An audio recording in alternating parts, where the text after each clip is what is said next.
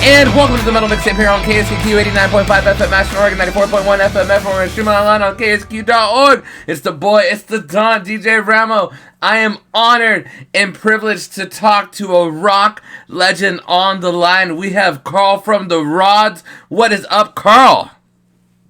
Wow, that was impressive, man. I couldn't say that many words in like 10 minutes, let alone in 2 seconds. Very impressive. Hey, you know what, man? It's like, I love doing radio, and also, man, I'm like a genuine fan of heavy metal, dude. I live, breathe, and I eat this stuff for breakfast, man. I probably listen to like 20 or 30 albums a week sometimes. And like, and when I listen to Rattle the Cage, what I'll do is like, I'll know the amount of tracks there are, and then I'll make sure I leave like enough space for like a couple paragraphs for each track. And then I just listen, because I feel like with the first listen, you get a good impression, but I always feel like with albums, when you get that second listen in, that's where it really hits. Mm-hmm. You know? Yeah, I agree. I do the same thing. Oh yeah, and it's crazy too when you do that is like you might come back to a song you might have not thought was your favorite that like became your favorite. So many times I've had songs that I thought, I don't know, and then repeated listens, I go, wow, I love this song. So it's nice when you discover on an album where, your initial likes, and then suddenly you discover it, and it kind of unfolds slowly. It's cool. Dude, I love it, man. I love it. Carl, you've had an amazing, massive career that a lot of us musicians, including myself, would just die to have, dude. Playing all these shows, playing with all these bands, traveling all around the world. Right now, after releasing Rattle the Cage and just having this massive career, what would you think if you told your young self everything you accomplished now, do you think he'd believe you? That's a really good question, and I don't know. My attitude has always been shoot for the moon, and you land where you land, but you aim high. And so, I don't know. It's been an interesting career, and especially with the twist of turning into a producer, which I always loved doing, but getting to produce more and more bands. So, I don't know. I think I would be surprised, actually. I'd be pretty happy, I would guess. Well, I would think so. Like back like in the like late 70s or early 80s, when did you feel like you discovered that first fire of maybe glimpses that you were gonna be on stage or producing music for the rest of your life? Do you have a time where maybe like somebody handed you like a record, or somebody showed you a song or gave you your first instrument, where it kind of just started that whole fire of loving music at a young age? I had at 4.5. And I tell this story, I have a book coming out, Tales of a Wild Dog. It should be announced soon, so actually I'm announcing it now. Awesome. When I was 4.5, and my mother took me to a wedding reception, and there was a decommissioned tank outside. Walked in, there was a set of red sparkle drums, and it was just crazy because it was like Hallelujah lights and Time Stood Still, and they were singing, and it was crazy. And so I was really just ever since then, all I wanted to do was play drums. It was my obsession. So at that point, at some point as a teenager, I wound up getting drums at age 13, and off I went. It took me all that time because we were poor, and I was a single mother, so it was tough. And eventually I conned her by bringing this sleazy music store guy who got this set of Gracie drums, Japanese, really not a great set of drums at all. And but it was a set of drums, and it was the best thing in the world for me. And she signed an installment agreement for $65 a month for $360. And, it was off I went. I practiced all the time. So after that, I was dating a woman in college, and she's signed out a recorder, single, like a mono track, and then her friends signed out another one. So I would play my guitar, which I started playing guitar shortly after I started playing drums. When I couldn't play drums anymore, I would hack away at the guitar. So I would start writing the world's worst songs and play it and bounce it from one recorder to the next. And it was awful because it wasn't direct. It was just through the microphone to the speaker. I love it. And until the hiss built up so much that you couldn't hear the horrible song underneath it because the hiss was so bad. And that's how I got. That's how I got into recording, and I've been fascinated by recording and techniques, and of course I've always had an affinity for arrangements. I've always had a knack for arranging songs and so song ideas. So anyway, that's how it worked, and eventually it just one thing led to another, and a lot of trial and error, a lot of spending a lot of money in the studio. Oh yeah. But that's how it goes, and so I learned trial by fire. I love it, man. That is so badass, dude. And just it's insane that, like, back in the day, the struggles to get a recording was tenfold what it is now, because now it's like, I'm doing an interview with you, but now I have like my Tascam interface. I have all my microphones and everything that is so like compact. Like what do you think you would have done back in the 80s if you would have had all the modern technology now? Because everybody now has their own at-home studio. Everybody now is like producing and recording records. Like what do you think you would have done then? Like, if you would have had all this technology. But also, what are some lessons that you learned being able to try everything? Because you've been able to try from miking it, from single tracking it. But nowadays, it's off the Richter what you can do, man. Like has it blown your mind seeing how far recording has come? Yes and no, because I've been doing it so little by little. All the increments haven't surprised me because I've been doing it. So it's like the latest increment was just a step up, but from what I had been doing. But I think that I would have missed, and I still try to maintain that, I would have missed the kind of go for it thing and in the recording process, which I still try to do to this day. I try to, even though I'm good at playing with the click track, I can play ahead of it, I can play behind it, and I can play on it and still maintain acceptable tolerance with the click track. So I can push it a little bit in the chorus, I can drag it a little bit in the verses, just enough till it breathes. Yeah. And what I do is I send my tracks zeroed waves. So I start at the beginning and I play through them all the way to the end. I don't do I'll play 3 choruses or 2 verses and then we'll pick the best one. I nail it or I start over, period. And then when I send it, now this is when I just did a track for somebody in Dubai, and they asked me if I would do a track for them. I said sure. So I send it to them, but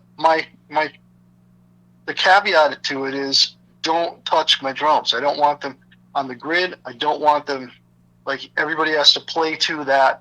And if there's something wrong, send it back, because I want that live feel. I want that that kind of on the edge feel. And a friend of mine who didn't know anything about music when I had my recording studio in the 90s, he said, why is it some of the stuff from the 50s and 60s just sounds so great to me. It has such a great feel. And I said, the reality is they use large diaphragm microphones in a room. There was lots of bleed, but the musicians started the song and ended it together, and then in between, they were focused on the song and playing with each other. So you didn't care about 5K on the snare drum. You just cared about, you're listening to that vibe and that energy and that pulse of the music they had. So that's one thing that is can get lost when you're doing remote recording. But I notice a lot of young people really know how to make it happen. So last year I produced a Christmas song for Adam and the Metal Hawks, and those guys are all over it. Those guys are so talented. I've never done it before. I set up a mic and I had them sing around the mic, 3 of them. Perfect. They're just so great. All I did was move them to blend.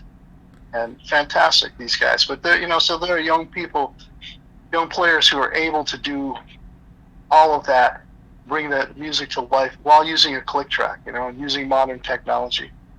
So it was a great session. It was all live. Like they can pull it off. That is awesome, man. No, I love hearing that, man, because and just talking about how, like, music, everybody being in the same band room and giving it their take, there's I feel like there's just so much emotion in it because everybody was so focused in on, like, everybody has to nail this one take together, you know, before anything else goes on the track. And, you know, and nowadays it's like you can just like try it 1,000 times, you know. Try it 1,000 times, you know, and do multiple takes to the point where it's like, well, was that a good take? Or wait, what track was that? Was that take number 7? Let's try that one. What you know? Well, you know what I like? That comes from playing together. You have to get it right. Yep. And you have to get the feel, and everybody is responsible for their part, and also playing the other. And there's a magic that happens, if you will. No, I absolutely agree. I was thinking about how like verses and choruses they transition when they're done with like just one take as a band. It sounds so much more fluid instead of just like being cut and paste constantly when you do it, because then you're relying on technology to have that bleed within the chorus and the verse instead of having it naturally with the momentum building behind it, you know. And I think that's what you hear a lot in older music, is that like you hear that passionate transition where it just punches you right in the gut instead of like it's just so crisp cut and pasted where it sounds manufactured. And if you're doing EDM, that's what you expect. That's the way it is. You're cutting and pasting, but when you're doing music, and John Bonham is a great example, like Led Zeppelin. What if they had strapped a click track on John Bonham? It would have been a nightmare. You know, we would have lost all the cool grooves and it never would have worked. It would have been horrible. It would have destroyed he's one of the best drummers ever, you know, in terms of feels and parts, and yet it would have destroyed that. No, I dig it, man. I dig it. I appreciate that answer, man. I always love hearing. I'm a huge music lover of every era, man, and I bounce back between the 60s and nowadays, and I'll go even further back than that, man. So I appreciate hearing your take on the recording. With the rods, man. Before we get into talking about Rattle the Cage, do you remember the first time with the rods that you were shell shocked in front of a crowd where it kind of hit you, where like maybe you talked to yourself and was like, holy hell, Carl, like this is the biggest crowd you ever played again in front of, like I better come out here and nail it. Did you ever have a first big show like that when you were with the rods? Yes. That just kind of like transitioned your career in your brain? When we started when the first album was released, we were a last minute replacement for Blue Oyster to open for Blue Oyster Cult at the Broome County Arena. So now I think it's 7,000 seats. It's sold out. Hell yeah! The Godzilla was a hit at that time, and so we opened the show, and it was the biggest show obviously we'd ever played, and the crowd we were a hometown crowd for us. And so it was awesome to play that show, and I've always remembered that, and then it was incredible. And of course, the first date at the Landmark Theater, when we did a few dates with Ozzy and Def Leppard, and we opened for Ozzy at the Landmark, and that was pretty amazing. And Tommy Aldridge peering from the side of the curtain during my drum solo. Oh, of course, he saw me, and I looked over, and he looks at me, and he darts his head back in. Oh my God! I'm sure he was out looking at me because I stole so much from the guy. He's probably going, "What the hell is this about?" Oh my God, that's so awesome! As soon as you were talking about that, I literally pictured it because I grew up. Ozzy was my very first introduction to rock and roll with Randy Rhoads with Diary of a Madman and Blizzard of Oz. So when you mentioned Tony, I was like, oh my God, like that is so awesome, man. You like. I'm envious of you, Carl, because you got to live in such an amazing era with where there was so much evolving and so much growth going on. Where I still think there is growth and evolving going on now, but there's so much produced out there and so much recorded in so many styles, which I love. But I feel like before it was like there was so much new. Yeah, I think, and in some ways, I think. And I have friends who say, "Oh, there's no good music out." I'm like, "You're kidding me! You got to start looking around because there's so much great music out there all the time." But I do think that sometimes, back then, you're talking about songs that were memorable. Like there was a focus on, even as some of the different guitar styles are coming, Eddie Van Halen and Randy Rhoads, but the songs were memorable. Yep. And sometimes the songs are really great, and I love them. But on the other hand, you walk away and like, do you remember anything about that song other than, wow, it was amazing playing, that was a cool riff? but the song itself, does that stick in your brain? And so a lot of times I find that doesn't happen for me. No, that's 100% fair, man. That's 100% fair. With dude, Rattle the Cage, super badass album. Did I count right? This is your 13th release, including your live albums. That's a good question. You might be right. Yeah, hold on. I have your discography right here. One, two, We did three. the live Yep, album. yep, Then we also just released last year live at Rose Hall, which yep. was the first gig we played with our bass player, Freddie Villano, who's been a huge addition to the band. No, that's awesome, man. So like, you've had so many releases, so much badass music. Like I feel like when you're growing up and you're writing music, you're constantly pulling from like experiences, influences, emotions. Like now that you've had like this kick ass career, like and where do you pull influence from when you record? Let's say Rattle the Cage, because you've had this, you've had all these albums that you've recorded, and all of them are a different piece of your life. Like now that you've had this career and you've like cemented yourself like with rock legacy, like where do you pull influence on this album? Well, I think there were a number of components. One is, I said, Freddie Villano. Freddie who played with Quiet Riot and Dee Snider's Widowmaker. Yep. Freddie's been huge because Freddie and I call us the Thunder Twins. We really lock in. We work on parts. We work on the groove, the feel. David has had a focus on writing songs with more meaningful lyrics, I love it. and also he's been working on his vocals. Of course, his guitar playing gets better, and his songwriting has always been fantastic. And in this case, we started with Rattle the Cage. I had this because of the pandemic, because people were angry, and they still are angry. Some justifiably, and some not. Some are just crazy, but people are angry, and so I had these lyrics I had written about. Sometimes you just have to rattle the cage, and sent them to David, and he took them and ran and wrote this great song. And so, David has been very prolific of late, and he's just knocking out some killer tunes one after the other. So, and the focus has been on basically doing, kind of not singing songs about, sex, drugs, and rock and roll, but, some more meaningful things, more in depth for him, and he wants to sing about. So I think that's where we kind of are now. We've turned the corner, and we're really happy about it. I love it, man. I thought it was badass. You have videos out for Rattle the Cage and Play It Loud, and no, I totally agree, dude. David's voice sounds really badass, and it's just it travels, dude. And being able to just to keep your voice healthy and just tour and do it all, like, dude, it has so much dynamic to it, and one of the things I wanted to mention about this album that kept catching my eye that I was listening to it is how well it was mixed.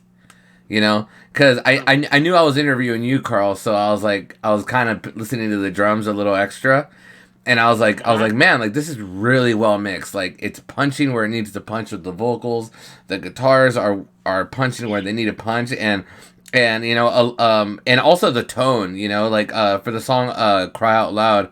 Like the bass tone was just nasty when it was coming in, and for me, like that was like one of the darkest songs on the album, where it was just like being in the middle of a dark battlefield, but it sounded so good. And also with one of the songs that really stand out with the drumming for me was like Shockwave, because it had like that nice intro fill that you wrote, and it just comes in with the aggressive and the energiness, and I just thought it was just like for having a 3-piece, like how much room you were able to fill, and how the album sounds just like a totally just kick-ass rock album. Well, thanks. I really appreciate that. I don't know what to say. I'm really proud of the album. I think we all are. I think we're really happy. But Chris Collier is the secret weapon in this, because the keyboards. Lonnie Park played keyboards. Lonnie Park, I record at home. Freddie records at his studio. Okay. David records with Lonnie Park, who's a Grammy award-winning producer engineer. He's a very, very talented guy. But David records at his studio for guitars and vocals. But I wanted to have a great mix for Brotherhood of Metal, and so I started hunting and reviewing different albums. And Chris Collier was the guy I found. Jeff Pilson gave me his number. I called Chris, and he's done the 450s album for me. He's done the the Canedy Warrior album, which is fantastic, and they did Brotherhood of Metal. So this was a no-brainer for us to continue to work with Chris because he's so great. And he nailed it. He gets the sound of the band. And with Freddie in the band, we've always had complaints that your bass player has no low end, which we complained about too, but that was the sound he wanted. But Freddie dials it in. He's got the whole Geezer Butler, Bob Daisley, super low end and the bright top. And what a difference. It just was a perfect blend, a perfect fit for myself and David. It's funny you mentioned the Geezer Butler because I totally had Black Sabbath vibes on that on the bass tone, because it was just really dark and nasty, and you could hear it in a lot of the songs where Freddie was just going off, and it's just like Play It Out Loud, he goes off on it, wait, no, I said Play It Out, yeah, then Cry Out Loud. You hear it throughout the whole song, man. And also, even like I love the mixing of the keyboards in it too. The intro track to the album, Now and Forever. It was just like for me. I thought the keyboards and it synchronizing with the guitars just made the vocals soar. Like, I really enjoyed that. I agree. And David and I were sequencing the album as we always do. And we were slightly, like, each of us had one song, different placement. So we were kind of like, I don't know. And so David said, why don't we let the new guy do it? And so Freddie sequenced the album, and he did a great job. Yeah, no. I don't think either one of us, David nor I, would have had Now and Forever as the first track, and it was perfect first track. I love it. I thought Heart of Steel was the perfect ending track too, man. Just right in your face, man. This whole album is badass. Metal Highways. I mean, Hell or High Water. Like, for me, was like just such a catchy song. But every one of these songs have like such a nice hook. So how you're mentioning how like David was writing like really passionate. Trying to get really passionate with the vocals and like relatable to the situations now. Like, it totally just made sense for the whole album. And I'm not one of those people who rate albums, but I really love this album. And it's really appreciate that. When I get out, it's really cool when I get sent an album that it's just, because music's an escape, like I don't know, like I don't do music for work. Like, I do music because it's awesome. And it's cool listening to awesome music. So I just thank you for releasing Rattle the Cage that's out now. And before I got this interview to talk with you, Carl, you played a festival with some friends of mine in Emissary, Greyhawk, and Silver Talon, and I saw the big logo, the rods, and I actually checked you guys out a couple years ago. So it's really cool that it came full circle and I was able to talk to you now. That's cool. Yes, that was a great festival. A lot of killer bands. Oh yeah, rock and roll's alive. Before I end the interview, can I ask you just 3 or 4 random questions? Of course. All right. So today there was a big announcement in heavy metal, and it looks like Slayer is back after a 5-year hiatus. Like, what do you think about hearing that news? If I was the first person who told you, and what's your opinions on Slayer? Well, legendary. I'm not surprised. I think Pantera, the new Pantera. There's money to be made, and there's a fan base out there, so it makes sense for Slayer to come back. How do you? Yeah, no. I think I like it. I think there was somebody who randomly tweeted, or somebody said that Kerry King wasn't aware of it, so he got all pissed off about it. But the thing is, there's so much stuff online that it's almost hard to believe what's going on sometimes, No, that's but if it's on the internet, it's true. Yeah, no, it's interesting. Well, you know, you came up in like the rock and roll era. When you heard like the thrash era coming up and like the Panteras, like you know, I never got to see the first person perspective. What do you think? Do you like how rock and roll and like heavy metal and all of that's evolved? Yeah, it's been an interesting evolution, and it's you know, it was interesting for me because when I was producing Anthrax, Overkill, and so on, it was changing of the guard, and a lot of my friends who were only a couple of years older than the guys in Anthrax and Overkill, but they just didn't want to see it. They didn't recognize it was the changing of the guard, and so they, like, you know, I had one friend who said, "Oh, this is crap. You know, this will never go anywhere," and you know, it was interesting. We even had a bet with one of my friends. Like, I said, these guys are going to be huge about Anthrax. Like, no way. They said, what do you think? And I said, at least a gold or platinum band. And God, they called it insect music. And you just couldn't see it.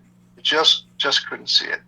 So, but I mean, for me, I see that evolution as something I got to witness firsthand. I got to see the MOD. Yep. Or SOD start, you know, seeing Billy Milano and, you know, seeing Scott write "not" on his guitar, and we all laugh about it, and everybody's "not," and, you know, picking up on the phrase, which went crazy viral, and just seeing how they were into rap music as well and the crossover, and it was interesting to see it. So to me, it's been a great progression. And then we have all the genres, subgenres, the metal, how fast it's gotten, and all the things out of Sweden and so on, and, you know, Scandinavian musicians are psycho amazing. And so I don't know, I think it's been a great thing for music. I love it, Carl, am I your last interview of the day, or you have one more after me? I have one more after you. Okay, I got maybe like 20 seconds then. But Carl, I just want to say thank you from the bottom of my heart, man. You've educated me with your knowledge. You've blessed me with your album, Rattle the Cage. This is out now. Everybody recommend. My favorite song of it is Cry Out Loud. They have 2 music videos out for it right now. Wait, did I say it wrong? No, I said that's a great song. Oh yeah, Cry Out Loud is my favorite song. They have 2 music videos out right now. Play It Out and Rattle the Cage. Go check this out. Go buy their merch. Go buy their album. Go catch the Rods on tour. Gonna be going on some shows with Anvil and Ross the Boss, gigs and festivals. And Carl, so Sweden Time to Rock Festival, July 6th. I did. It's gonna be sick. Last 10 seconds before I let you go, can you say this is Carl from the Rods, and you are listening to the Metal Mixtape? Hey, this is Carl Canedy from the Rods, and you are listening to the Metal Mixtape. Carl, I hope you have a beautiful day, beautiful next awesome interview, and I hope the rest of the week and the weekend's just blessed for you, and you have a good life, and I hope to see you at a show soon. Thanks so much. I really enjoyed it. Thank you, brother. I'll talk to you later. Bye-bye. Bye.